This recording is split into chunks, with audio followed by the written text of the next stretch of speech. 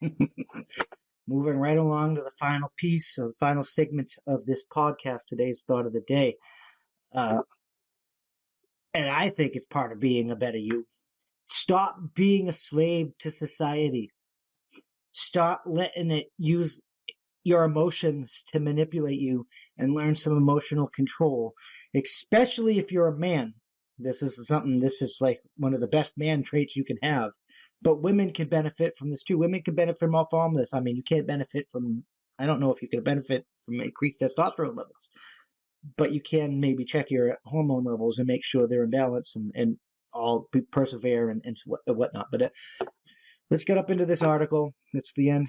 So let's get into the importance of emotional control to everyday living, posted by Level Up Culture, because we're going to level up. We chose to do that. And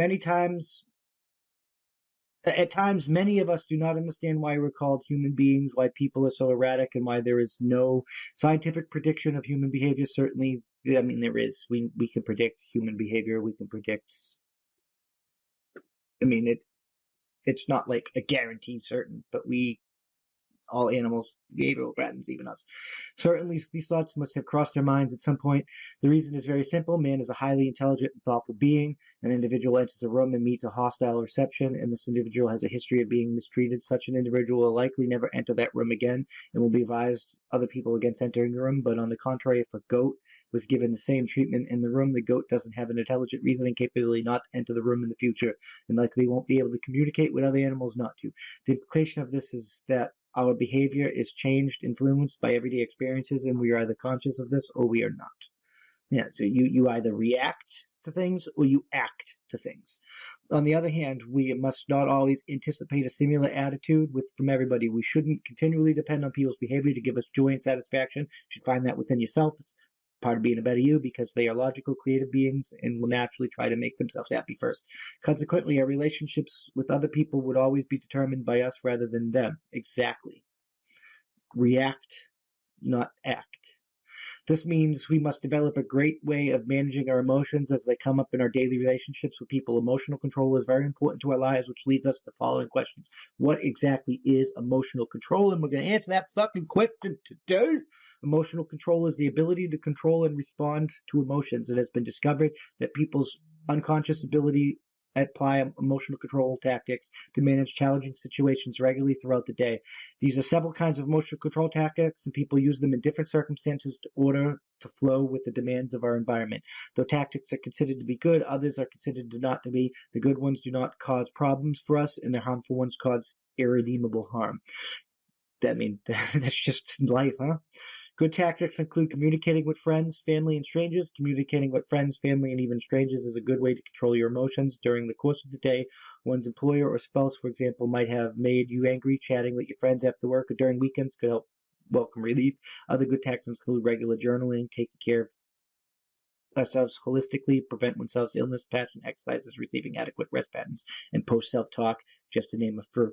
So, like, if you always get mad at stuff that irritates you or irks you, you are reacting to what people do, and people are controlling your actions. But if you can take a step back and be like,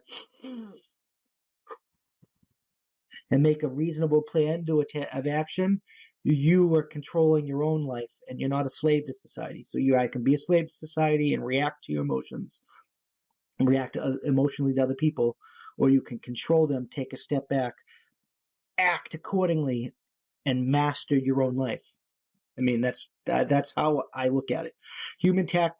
Harmful tactics include excessive consumption of unhealthy substances, GMOs, self-injury, inflicted injury. These are all things that we know people do. Apparently challenge. View emotional control from multiple perspectives. One can determine that benefits. Like if you're reacting to yourself by hurting yourself, you probably should seek mental health, not just emotional control. The purpose of this, it says, is to change negative situations into positive ones. So if you negatively react to something and it controls you, you might lose a fight. Somebody makes you mad, you negatively react, they plan for that, boom, you just got punched in the throat. But if you don't negatively react, you control your emotions, you take a step back, you have that deep breath, or that second, and you notice that he's shifting or whatnot, he might get aggravated, come at you, and then you can, and now you're punching in the throat. You're punching the person in the throat. You don't have to worry about that, and it makes your life better. Now, I'm just using extreme male man examples, but it works with others too. Your woman, who wants you to be an emotional rock, right? She cheats on you. Toss her to the curb. She's not worth it. Don't let her control your life by manipulating your emotions. Same works in the reverse. Don't let him manipulate your life by controlling your emotions. So seeking to understand your partner is saying the bridging the gap. Therefore, a significant point is that the individual with good emotional control possesses empowerment and consciously promote more positive emotions than harmful. Disempowered ones, the assertion has been scientifically validated. Secondly, the advantages of emotional control aren't just in the emotional sphere alone. Life fulfillment, self-confidence, optimism, wellness, it helps in a broad aspect of your life, in a broad aspect of reality.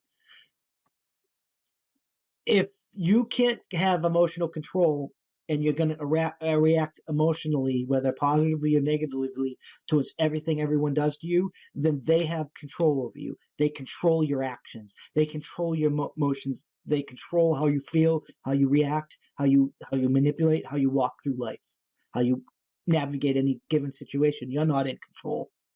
You can't be in control of your own life. You can't be sovereign in your own life unless you have emotional control. That's the single most greatest gift any person can have, especially a man. As women, let's face it, society is a little bit more lenient towards your emotions than they are men. But that doesn't change how reality works. If you can master emotional control, you can master any situation you're in, and you will always be control over your actions, and you will not be controlled. Look at it works in nature, like jerky, reactive, emotional reactions from prey, and slow, deliberate, controlled actions from predators. Be a predator in life, not prey. I'm just fucking saying. But anyways, that's all we have for you today. As always, I'm Doc Camo. And we're back for my thought of the day.